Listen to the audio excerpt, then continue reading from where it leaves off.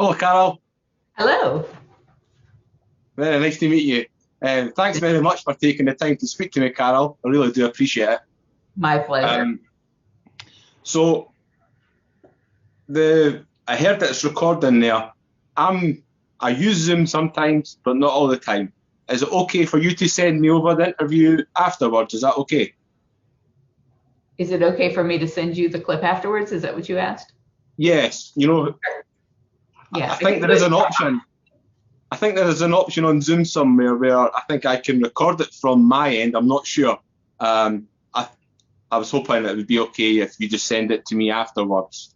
Yeah, I made Um, you a co-host, so you should be able to record it on your end, but I can also send it to you as a Dropbox link. um,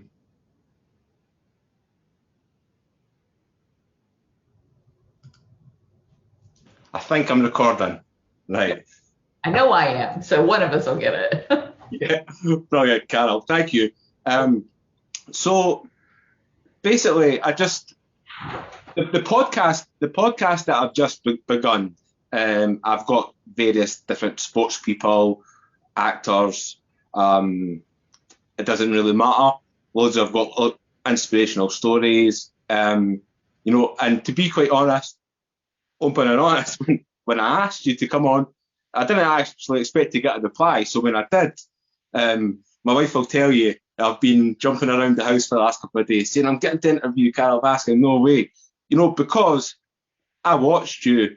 We're on the Tiger King, watched that show, and I suppose that's where people all around the world now know you. Or Um, me. from that, I don't know how much we can actually speak about the show and stuff for legal reasons. Of course, I'm not wanting to get you in trouble. I'm not wanting to get myself in trouble. Um, I you talk know, about it all the time, so I don't have yeah, any trouble to be gotten into.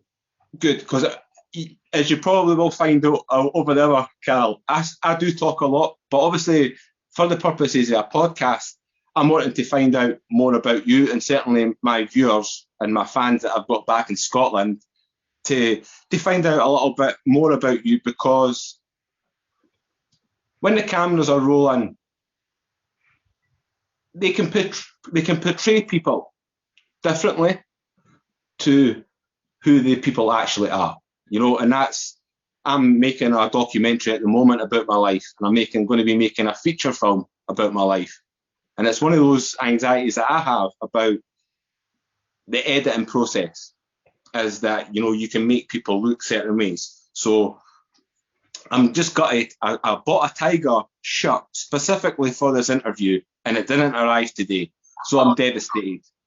Um, I love big cats, and I suppose that's why I love Tiger King so much. I have some questions that we can touch on as well, and you can give me your expertise.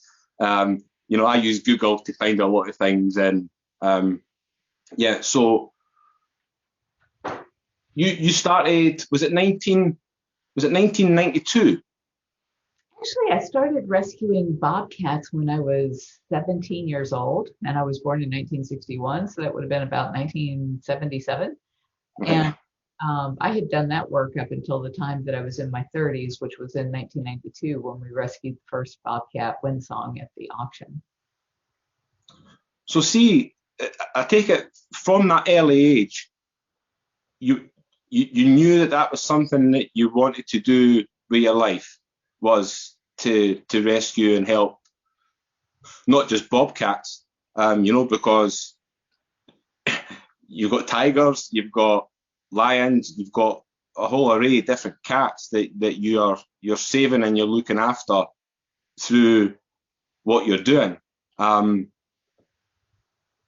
so that from that first bobcat, was it sort of like did something just click where you knew early on, that you want to help and you want to help save these big cats that are otherwise going to be, I don't know, would they be terminated or would they be abused?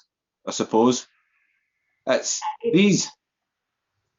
It was never my intention to work with big cats. I didn't know anything about big cats. My big goal from the time that I was a child was to save domestic cats and kittens. And I don't know if you have this problem in Scotland, but here in the US, our shelters kill millions of cats and kittens every year because there aren't enough homes for them. And people just won't spay and neuter their pets to keep that from happening. And so that's what I thought my life's mission would be, was to stop the overbreeding of domestic cats and kittens so that they wouldn't be dying in shelters. And it was because of that that I was spending a lot of time in veterinary offices, that if a bobcat, which is a native cat here in Florida, um, in West Virginia as well, which is also where I lived. But I think for you guys, the Scottish Wildcat's probably the close cousin to that, about a 20-pound cat. And if they get hit by a car, the vets can fix them up in 30 minutes or so. But then you're talking months of rehab for their bones to heal and for them to get back into fighting shape so that they can be released back to the wild. And so that's what I started doing when I was 17, was those bobcats that either had been injured or orphaned, and sending those cats back to the wild. And then when I was at that auction in 1992 and a man came in with a bobcat that he was selling as a pet, it was the guy next to me who was bidding on the bobcat. I was there to buy llamas. And I leaned over to the guy and I said, when that cat grows up, she's going to tear your face off, because bobcats are just, I mean, they are wicked animals. They are just, there's nothing tougher, I don't think, on the face of this planet than a bobcat. And he said that he was a taxidermist and that he was going to club her in the head in the parking lot and make a den decoration out of her. And so I started crying and my husband started bidding, and we probably paid more for that bobcat than anybody's ever paid for a bobcat, but she wasn't going to get killed in the parking lot that day. And so when she came home with me, that led us then the following year to rescue 56 bobcats and lynx off of a fur farm. And then the next year, 28 more bobcats and lynx off a fur farm. And then the next year, 22 bobcats and lynx off a fur farm. And then people started calling and saying, would you take my lion? Would you take my tiger? I'm like, what are these people doing with lions and tigers? And so even, with the bobcat issue, I thought I could fix this. I could buy every cat there. I could get the owners to agree with me they would never kill cats again for their fur, and I could end that problem. And we did. And pretty much the fur industry now is completely dead. And that has been true since about 2018. But with the big cats, I thought, how hard could that be to fix, right? I mean, nobody should have lions and tigers in their backyards or their basements. And so we'll rescue these animals and we'll get better laws and we'll stop this. And it's been, what now, like close to 30 years of fighting for better laws to end the abuse of these big cats. So it was a lot harder problem than what I thought I was tackling. I thought I was a whole lot better at this than I turned out to be. But I can see that we are finally closing in on it. And we probably will pass the Big Cat Public Safety Act this year, which will end the cub petting, which is what drives most of the abuse. So are people in America, are people able to, suppose like in all aspects, like you can buy whatever you want, but are people buying cute tiger cubs and cute lion cubs, on the black market even, to have as a pet in their home? And black market, it's legal. And most of the people aren't paying for them.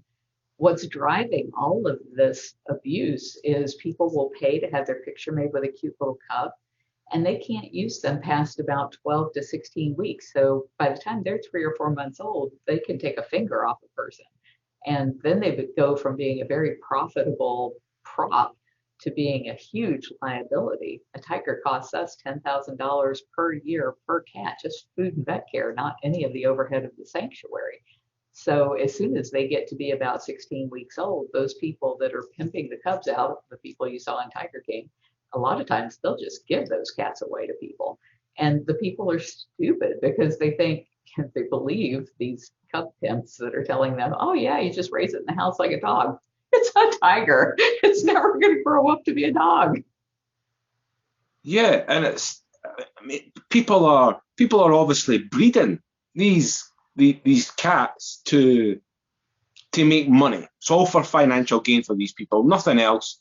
They just want the money from the cute little cub that can bring in, X amount of thousands of dollars for them. Then you're saying, you've got the implications that after that, you've got you $10,000, to feed a tiger and a lion, all the veterinary bills, everything else that goes, the land for them to live, and all that sort of things. It's sort of all that. Honestly, it blows my mind that that's still allowed to go on. But I mean, I'm not surprised because where there's ways to make money in life, people always, they don't care about the cats. They don't care. They don't probably even care about the cubs, but certainly not when they're grown. And like you say, take a finger off. You do sometimes see people that have lions and tigers as pets.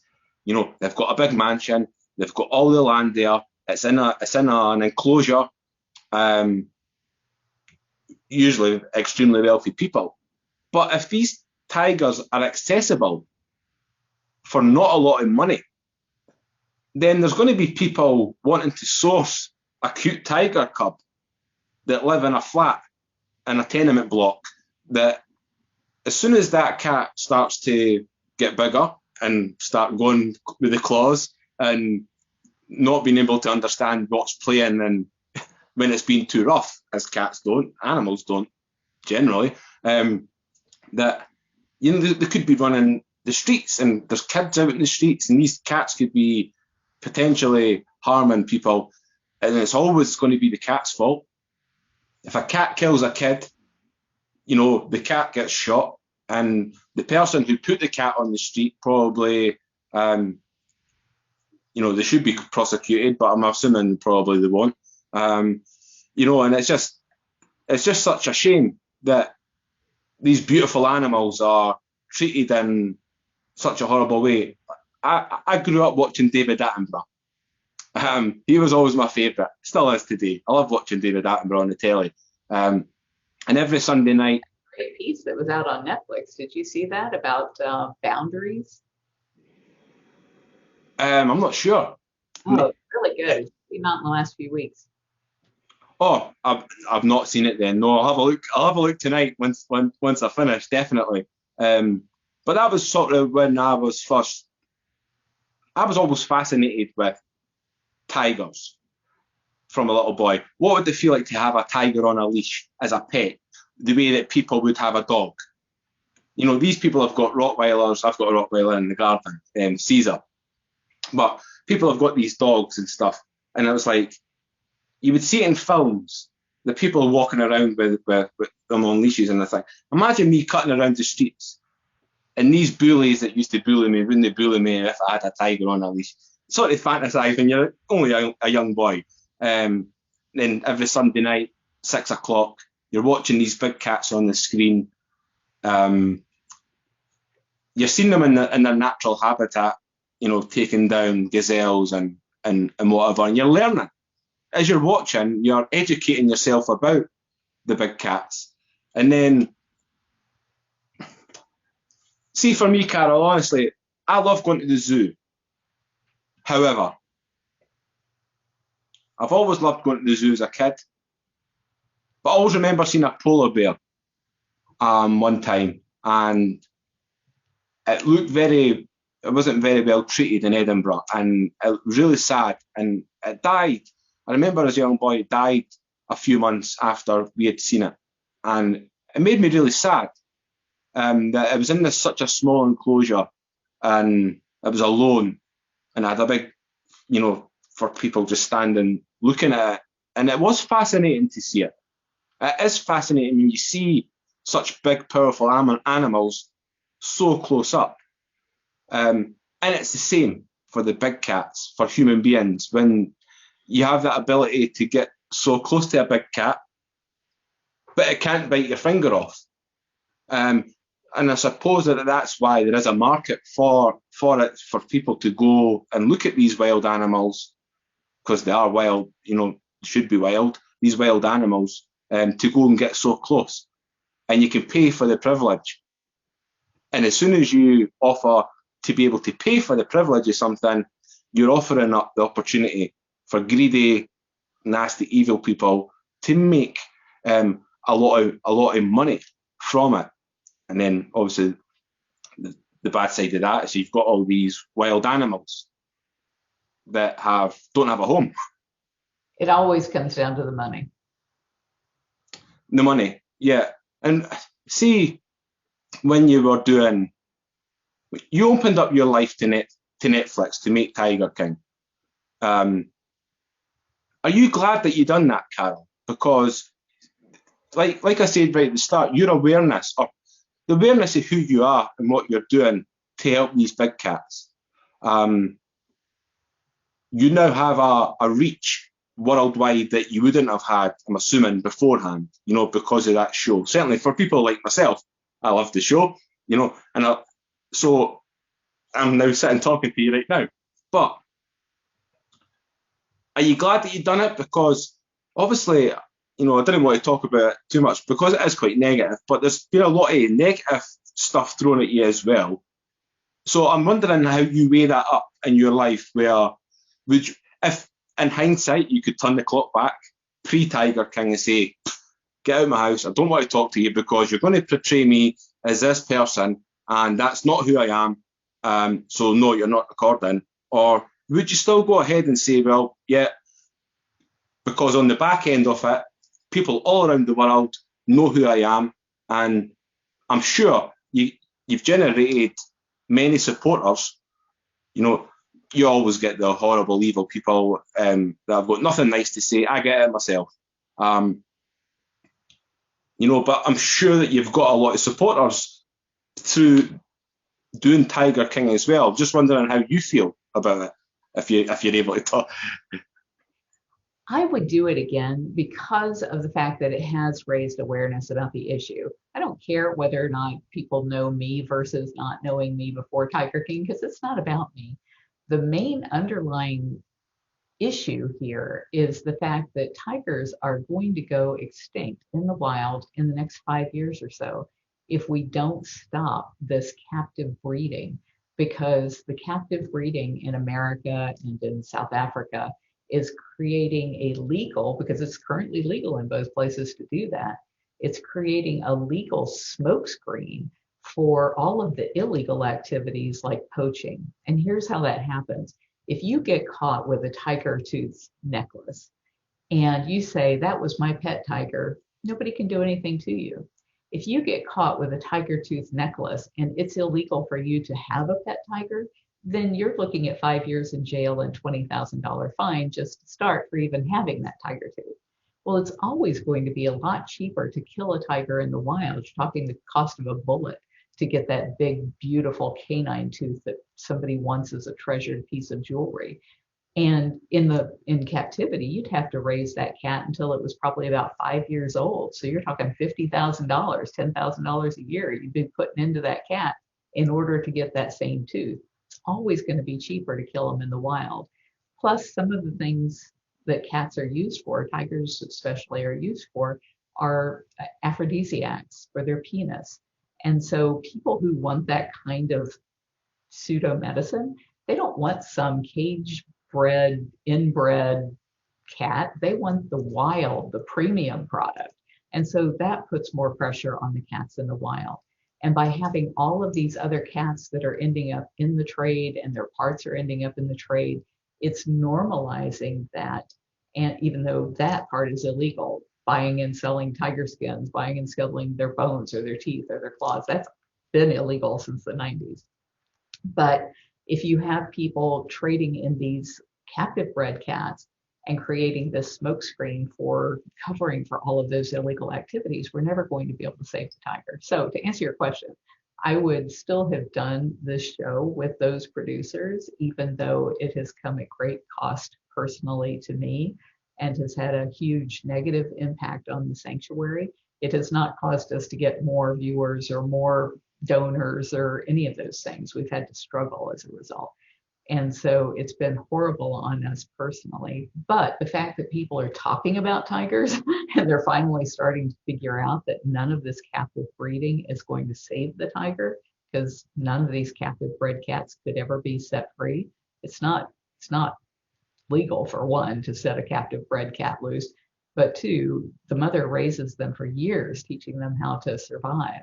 And there's no way that we can do that as people without imprinting on the cats and then creating a situation where a child could be killed or an adult could be killed by a cat that was set free. We do rehab and release here of 20-pound bobcats, but if I really screw that up and I make that cat love people, which we don't do any hands-on with them at all. But even if I were to really mess that up, what's the worst thing that's going to happen? It might kill a chicken. That's the worst thing that's going to happen. Setting a tiger loose, there's no limit how much bad stuff can happen with a tiger loose in the neighborhood. So that's why none of this captive breeding serves any purpose other than to make money for the zoos, make money for the people that are pimping out the cute little cubs. And that's why we need to stop it. And we need to actually, I think the way that we engage people, like you were talking about being close to these cats, I'm really into virtual reality. And so, and do you have a headset? Do you do any gaming or anything? I do game quite a lot, Carole, yeah, but I've not the virtual gaming really does quite scare me. Played it like Resident Evil, which is like a scary game. I'm bad enough playing it on the television. When they put the headset on, it's amazing. The technology over the last decade is absolutely amazing that you could put this headset on, and when you tilt your head, you're brought to something else. I do love it. And you're and yet you're saying, man, that's too scary for me because it feels so real, right?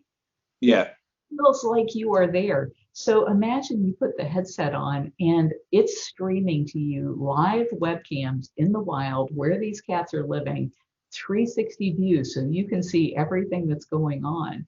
And you can pick from cameras, like, maybe this camera down by the water there's no activity here, but you can see on a heat map that over by the den site there is. So you just take your joystick and you hop over to the den site and you're right there in the den with the mama cat raising her cubs.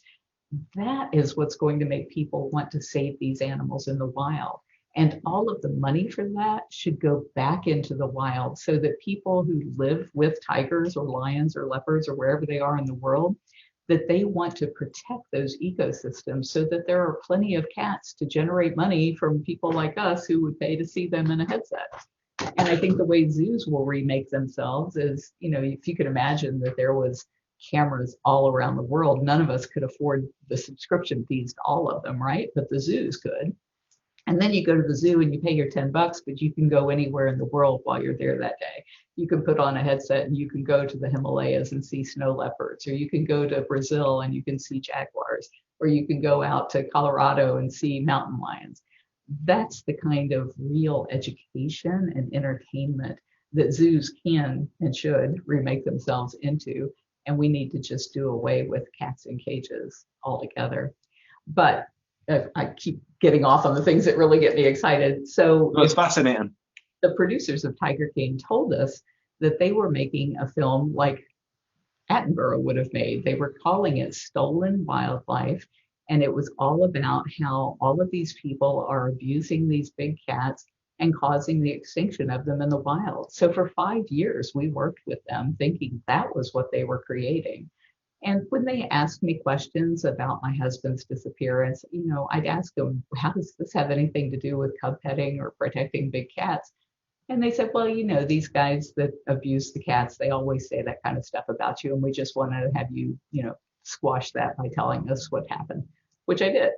And instead of using all of the stuff that I gave them that would show things like the public records and the court case when my husband went missing and the way that I treated his daughters, I was so much better to his daughters than he had ever been to them. And I provided all of that to them. But that wasn't a good story. And so they left all of those things out and just had all of these people, mostly animal abusers, lining up one after the other, accusing me of all kinds of things, and then not showing any of the evidence to the contrary. And then they called it Tiger King, and we were like, they told us he was going to be like a 10-minute piece in this thing, not that this was going to be a whole show about Joe and some feud that we never had. I'd never even spoken to Joe. How do you have a feud with somebody if you've never even had a conversation with them? Sorry, that's my phone pinging. Yeah, and it's like what we said right at the very start, that these people can edit the footage. You can give them hours and hours of footage and everything that they want, but if it doesn't make a story, um, they won't be interested in it. So they can edit in a specific way, to make you look like a villain. Yeah. You know, which is how they painted you out to be, and on Tiger King. You know. And I don't even know that it was necessary. Like, they had a good story in the fact that these are a bunch of crazy people and they're doing crazy things. I mean, you're talking about people that are a bunch of drug addicts that are breeding all of these tigers and all of the, I mean, we called it murder, mayhem, and madness because it was just a freaking crazy train wreck of a show. You could have had all of that and not have said any of the nasty things that they had those people say about me and still had a really interesting show. So I don't know why they felt necessary to trash the only person in the entire show who was actually trying to protect big cats. Yeah, that's the saddest thing of all, I suppose, is that you're there, you're trying to save, or you are saving these big cats, and then you're being portrayed as somebody that you're not, and there's nothing, very little that you can do about it, I suppose, because you know it's not like virtual reality where I can put on a virtual reality headset and say, I wonder how Carole's doing today. I'm going to go and zoom in from Scotland and sit in the living room with Carole. I can't do that. So people don't get to see who the true Carole is. They get to see the Netflix show that portrays Carole as someone that you're not. And that's what people believe is real. And that's true. And, I watch, I go into social media, and I have done over the last few days. And you can't change people's opinion, you can't change their minds. You can try as much as, hopefully, this interview you're doing, certainly people in Scotland that are going to watch this, hopefully I can help change people's opinions of you, because by doing interviews like this, people are getting to see the real Carole, not just what Netflix has decided to put out. And that virtual reality thing blows my mind. That's amazing, because it is true that when you put that headset on, certainly if you can add sounds, you can be out in the Serengeti, sitting in Scotland, and I can see them in the wild habitat, which is what I want. And I think that's what, certainly people with good hearts, genuine hearts, that's what they want. Zoos and stuff, yeah, it's good to be like, it's good to be able to see the animals and stuff. But like I said about that polar bear, it made me really sad that polar bear was locked up in a cage like that. And now through technology, we can give people an opportunity to go to a zoo and jump from the Antarctic to Africa in a split second at their choice, watching these beautiful animals where they're young, acting in a natural way, no cages, nothing. And I think that definitely has to be the way forward. How you go about that, I'm sure you obviously know way more than me, but I suppose that we have to take the money. This is what it is. It's the greed of people, human beings, is how to take these people that are making money from the big cats, not take them out of the equation, because we can't take them out of the equation. I was going to say something there, but I want to incriminate myself. But anyway, these evil people that are making all this money, we have to give them another incentive, to want to get on board. The zoos getting on board. I could definitely see it. Even if it were available to people that we could do it straight from our homes, we're still going to want to go to zoos for something you just said. And that is, when you go there, you can have the full experience. So imagine any zoo, the Edinburgh Zoo. And imagine there's no big cats, no carnivores in cages. I don't know whether or not zebras and donkeys and whether or not those kind of animals, maybe they're perfectly happy being there, being fed all day. But I can tell you, if you open the door for a big cat, it's going to leave and never come back. So that tells me that they don't want to be there. But imagine if they took all of those carnivore exhibit halls and buildings and they transformed each one. So you've got like here's China over here, and here's the US over here, and here's South America over here. And when you go into those regions where those cats are, they're not only showing you, and you're not only hearing because you can get the sound. Sorry, Carole. That's my doorbell. I'm really sorry. It does stop. It does stop in a second, I promise. There we go. I can wait if you want to go answer the door. My wife's done it. It's okay, sorry. So imagine not only are you seeing and hearing what is going on in the wild in those places, but what if it was supposed to be up in the high mountainous areas where it's really cold and they're just blasting you with cold air and they're blasting you with the sense of whatever is cooking in that region, things that you would really associate with that area. And so you're getting that absolute immersion in that animal's world. That is something that you just can't recreate anywhere. And even if you were to go on a safari and go to India and see tigers, I've seen how that works. You have like a whole bunch of people crammed into a Jeep. You got all these Jeeps that are chasing these poor tigers through the woods so people can get their picture made with the cat. Everybody's, jockeying for a position to get that best shot. When you've got this on, you've got the best shot in the house. You are there. It's just you and that cat. And I think that's what people are going to really marvel at. And I think some of the things that we're doing right now, like with cryptocurrencies and NFT tokens, those are the ways that you'll be able to provide that a purchase method for a stream. So like a camera stream would be assigned to a token, and the zoo would have access to way more tokens than you or I could afford to subscribe to be able to provide that to everybody else. But then the money from that token actually goes primarily back into the wild, because it does always come down to money. The zoos have to make something for what they're providing there, but they won't have the expense of taking care of a bunch of big animals, even big cats that are costing them $10,000 per cat per year. They don't have to have all those fancy zoo vets. They don't have to have all of that infrastructure that is accommodating these animals that are miserable in cages when they can provide that kind of entertainment.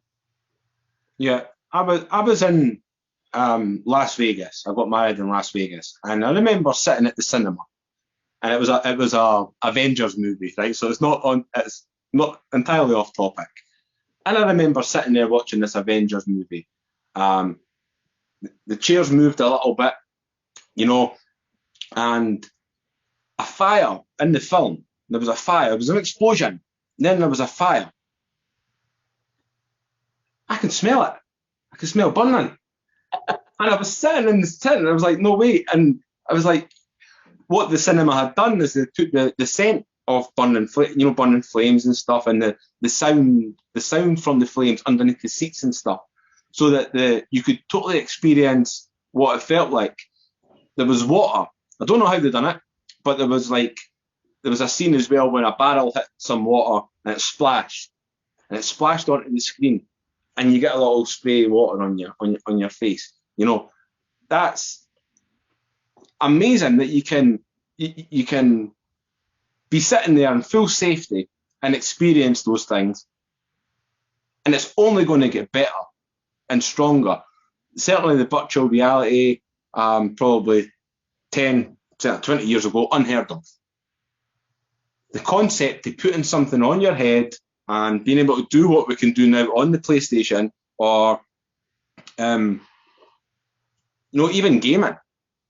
I've got the zoo game there on the Xbox. Primarily, I got it for my niece because it has elephants and it's got giraffe and you feed them and all the rest of it.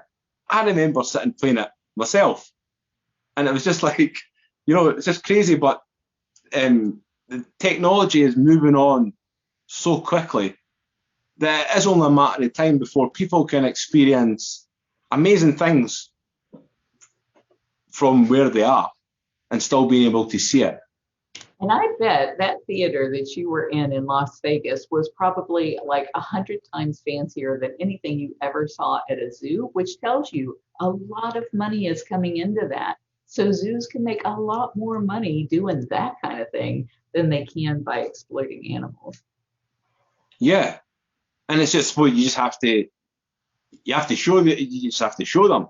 I suppose it only takes one person to show someone like have an amazing idea that works, and when you start to get some people on board and they're forever talking about it to all their friends just through word of mouth, it was amazing.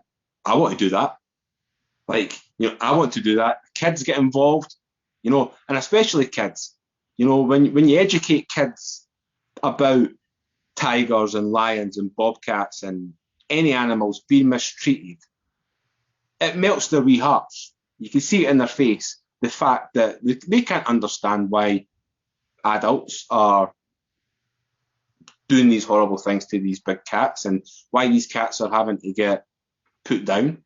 And they're the future, long after we're gone, all these young kids are going to be growing up. So educating them early, and then obviously now kids are down with the technology more than what I am, and that's only going to continue. But how do we use technology in a positive way? Certainly when it comes to zooming out into the Serengeti and Africa and all across the world, wherever we want to be, we can be, and we can smell them, we can feel the breeze, we can hear all the noises of the cubs, and it's just amazing. And I genuinely, hopefully in my lifetime, Carole, I think that will become a reality. I think not just with that, so many aspects of things in life, I think are going to be going virtual over the next 30 or 40 years. I just hope that I'm here long enough to see it because, just over the last 10, 20 years, it's just amazing how they were able to, I don't know, is it aliens?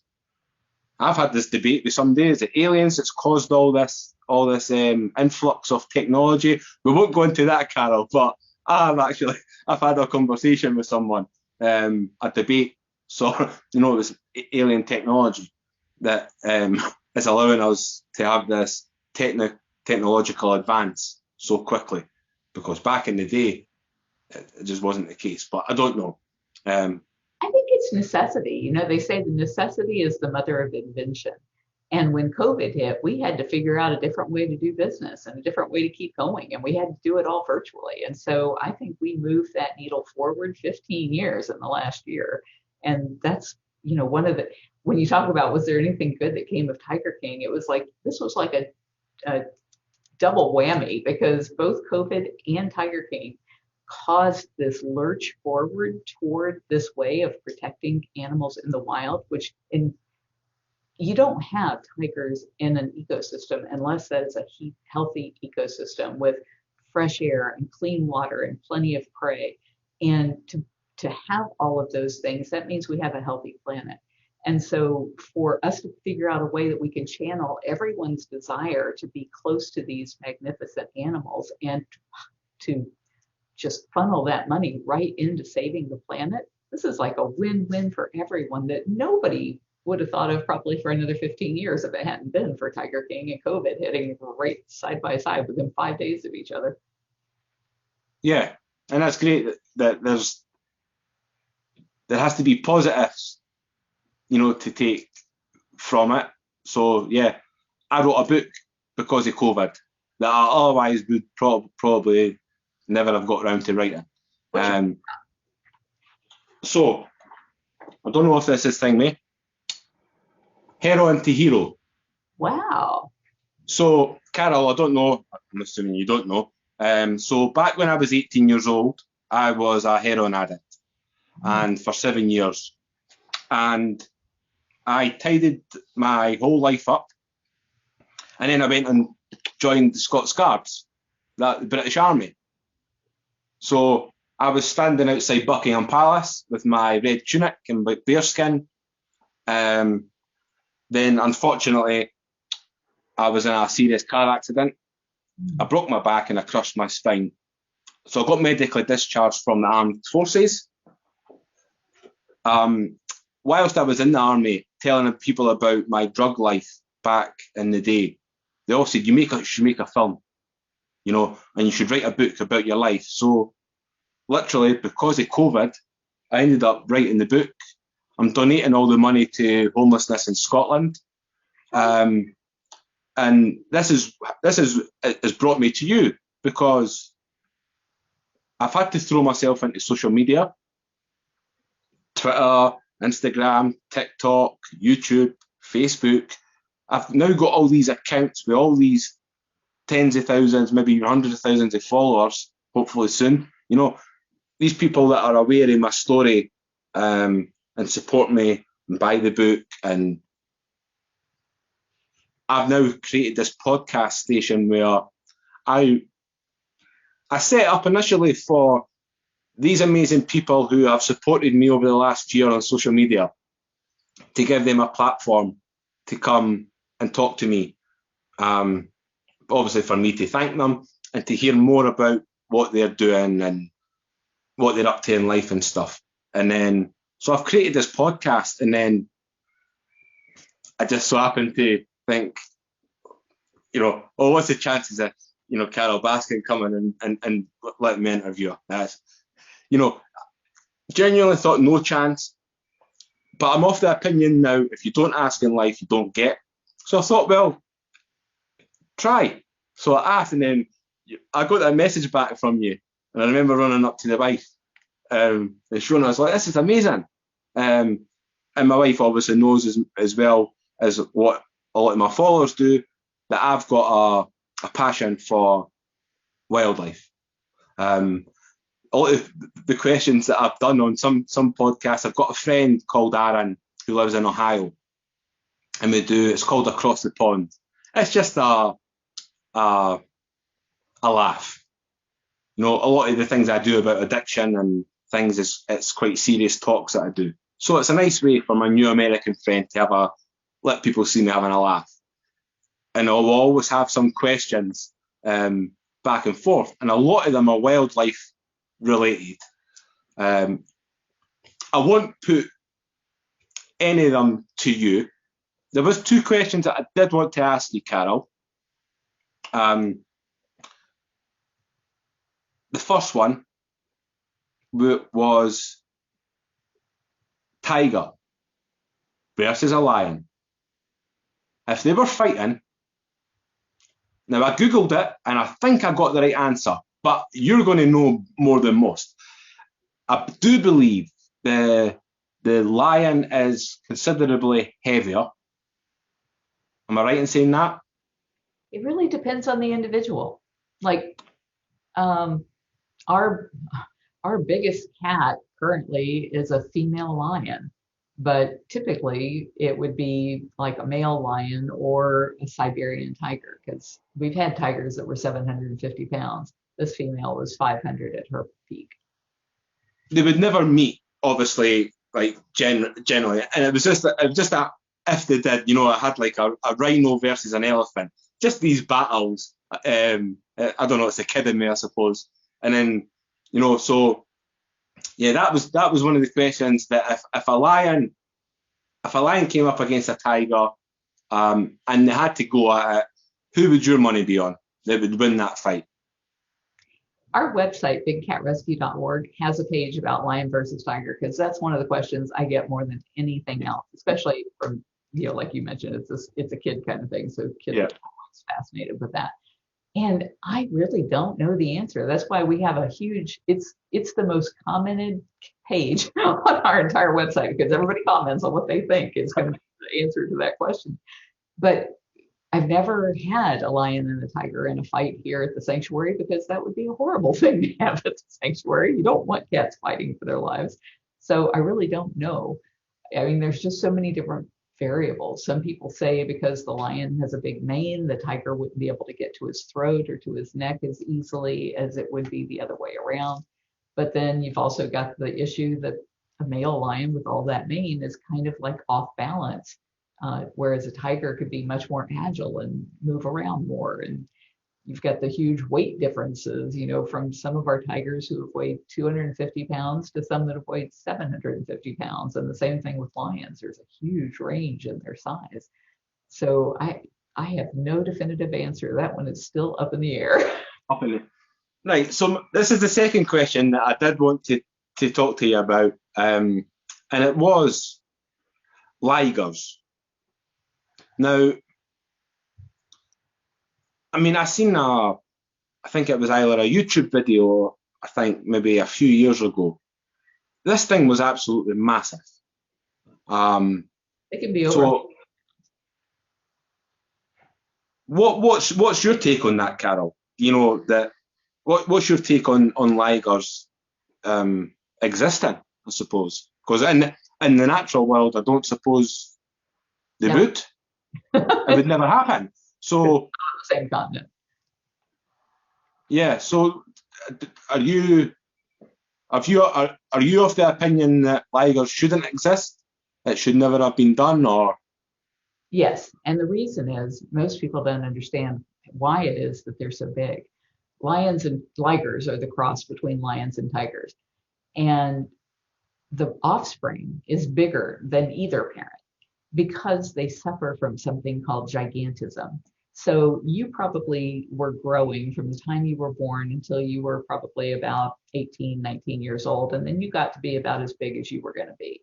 We go out this way more, but we've gotten as big as we're going to be structurally. And I'm not saying anything about your size. I'm saying all of us, as we get older, we tend to expand. I certainly have. Yeah. When they lack that gene, that gigantism is what happens is in a liger, they're lacking that gene that causes you to stop growing once you become an adult. And so they just keep growing and growing and growing. And no animal is prepared for, they're just not made to do that. And so what happens is it kills them very young. They hardly ever live past 5 to 7 years old. And some of them don't have that gene. So like we had a liger that we rescued years ago, and she was like 300 or 400 pounds, like a regular lion was. But so she lived until she was 17, I think, which is pretty old for these cats. They usually live to be like 10 or 12. For lions and tigers, typically live to be 10 or 12. Here they live into their late 20s. We got a whole bunch of cats that are over 20 years old here. It's because they get great food and they're not harassed and it's quiet and all of that. But with a liger, if the whole idea is to create this massive animal just so that you can show off that you were able to breed lions and tigers and create something that doesn't exist in the wild, and that doing that means that animal is going to suffer and die because it suffers from this condition, and most of them suffers from this condition where they just can't stop growing. What kind of person does that? What kind of evil person does that to lions and tigers? Well, you know what kind of evil people, the people you saw in Tiger King, the people that are still doing that. And there's just no good to come of it. They don't serve any conservation value for tigers. They don't serve any conservation value for lions. It's just a freak that people will pay to see because people are stupid and they want to see things that are novel and unique. And they don't think about what's happening to that animal as an individual and how much it's suffering for their entertainment. It's definitely greed, Carole, isn't it? People, unfortunately, money is the root of all evil. I believe that. And like you're saying, that if these scientists can create things that are going to want people paying money to go and see, they're going to do it. And it's just like with the liger, when you first see it, it's amazing. When you first see it on the screen, obviously I'm not seeing one up close, and I'm in the Plenty Island. But when you first see it on the screen, you think, wow, look at the size of that thing. But then when you educate yourself, and obviously you've just helped educate people there, with what happens, and then it's like, well, hopefully for a lot of people, it sort of takes the novelty away from wanting to see ligers here, there, and everywhere because it's not good for them. Tigers are tigers. They're amazing. Lions are lions. They're also amazing. They're also natural. They've always been there and they always should be there. Didn't meddle in these things that didn't really concern you to make some money so that you can be rich. And that's easy for me to say, and I'll continue using my voice, and I'll keep saying it because that's what it is. It's greed, but it's just wrong. How many cats do you have now at your sanctuary? We have 52 right now. At our peak, we had 200.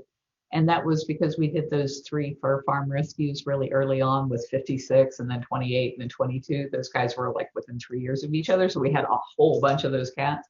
But as they reached their late teens and early 20s, now they have passed on. And then the other cats we've taken in, the bigger cats, we haven't taken in huge groups like that like we did in the beginning. That's a huge financial burden. And obviously the cats exist, and without your help, they're going to starve or they're going to be put down. What do you feed them? Like and the people over, is it Florida you're in, Carole? Yes. So you would hope that these businesses over there that deal in, I don't know, chicken or meat on things and stuff, that they would, do they step up and support you to be able to help feed these big cats? No. I know you're. Sorry, was that? When I see you laughing, it's like I think I'm getting the answer now, and there's going to be a no. Such a shame because they probably put so much food into waste that ends up going rots away that could otherwise be used to help feed these big cats. Well, there are some people that feel themselves up that. So we have to raise between $3.5 and $4 million every year to take care of the cats and do the work that we do here. And of course, a big part of that is feeding these cats. So we were feeding 500 pounds of raw meat a day. And so if you can imagine some local chicken company or something, they don't have 500 pounds a day that they can give you of their product. That's crazy. It's like ridiculously expensive. And these cats eat a huge varied diet here, just like they would in the wild. So our cats get beef, chicken, turkey. 2 days a week, they get whole rats and whole rabbits that are, they arrive frozen, but they are bred for people that have snakes because apparently people feed rats and rabbits to their snakes. And so there's a whole industry there that we can buy from, but they're even more expensive than the beef and chicken is. But the cats need the whole body. They need the fur. They need the entrails. They need the bones. They need the brain. That's their favorite part. They love the brains out of these animals more than anything. And if you think about the pieces of meat that are in grocery stores, not many people are eating the brains out of these animals. And not a whole lot of people eat rats or rabbits, which are a huge part of the diet for these cats. So there are some people that use what they call the Walmart diet. So like everybody that you saw in Tiger King, except for us, all of those people use a scheme where when Walmart or other big, I don't know if you know what Walmart is where you are. It's like a big, yeah. So any of these big stores, they're going to end up with meat that expires, and then they have nowhere to get rid of it, and it's expensive to dispose of it. So what they'll do is they'll take all of the meat that expires and they throw it into these big barrels. And then they'll tell everybody around them, you can come pick up the food whenever you want. And so the people who have these big cats all across the country are going in, picking up these barrels, sorting through it. The people who do that tell me that about 20% of the food is actually feedable. The other 80% is so wretched they can't even feed it. And you can imagine that there's like no refrigeration that's happening. This stuff's being trucked around in the back of pickup trucks and everything, so it's not being kept cold. And it's not the cuts of meat that the cats need. It's only the cuts of meat that people eat. And so people aren't eating the things like the bones and the brains and the hearts and the livers. Sometimes people eat liver, but not a lot of it. So they're not getting a complete diet from doing that. And that's one of the reasons. One of the guys that was in Tiger King that took over for Joe Exotic, Jeff Lowe took over Joe Exotic Zoo, and he Yeah. recently had all of his cats taken away from him by the government because they said that diet was not sufficient. And that's the same diet almost everybody feeds, because all of his cubs were being born with metabolic bone disease, where their bones were so fragile that if they just, tripped and fell, they were breaking their little legs, and then they were being passed around from person to person, and people dropped them or crushed them because they're so fragile. And they're suffering with these lifelong debilitations because of the bones healing wrong, because the diet was so bad, because it was the stuff thrown away by grocery stores. So there is that program, but we are not a part of it. I suppose you can't beat the natural habitat where, you're taking down these animals will take down a gazelle or a wildebeest in the wild, and they, like you're saying, they would eat the whole thing. You can't mimic that. Short of putting a wildebeest in a cage, and having the lion taking it down, you can't really, giving them offcuts, say, meat is putting food in their belly, but it's not what they need to be strong and healthy. And like you said there, when the cubs come out and they're brittle, it's just a shame. It's horrible, actually. It's sad that it goes on. It's not a surprise that it goes on because everything's just money orientated. Now, out of these cats, final question, Carole, because I know time is precious. But you've got 52 cats. I watch anything to do with big cats. I'm fascinated. I watched some videos the other day there. These guys walking in to the cage, full grown tiger comes up and he sits and he puts his arm around it. Oh, how are you? How are you? And it's like, and he's petting it. And it blows my mind, right? That they're still alive, for one. They've had the cats maybe since they're cubs. So I'm assuming that's the reason why they're still alive, because certainly a wild cat would eat them, But you see them doing that. But the animal kingdom dictates that that a wild animal like that, of that size, would eat a human being. Would you ever, if you've had big cats from cubs and you have got to know them throughout their whole life till full size adult, would you ever go in a cage? I don't think I ever would. I think I'd be too scared. But would you ever go in a cage to feed them, or just to say hello like these guys are doing, and petting them and saying, obviously give them names and stuff? Would you ever contemplate doing that? Back in the 90s, I did, because I was stupid. And, I never bred lions or tigers here at the sanctuary. I only ever raised one tiger from very small.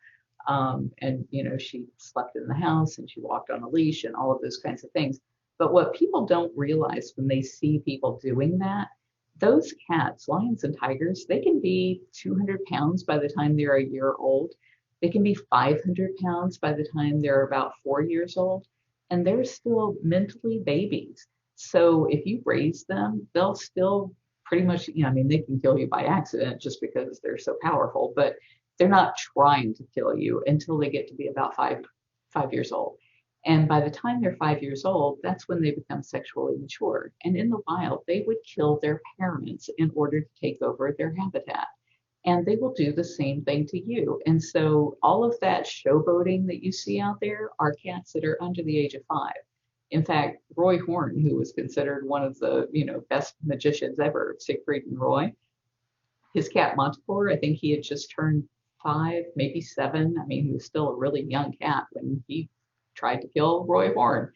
And that's because he became who he was. He grew up to be a big cat, which is what they all grow up to be. So these people that are showing off are misleading people who are looking at that and thinking, oh my gosh, it's a full grown adult cat that's letting them do that. It's like, no, it's a baby that's letting them do that. It's just a really big baby because they grow so fast.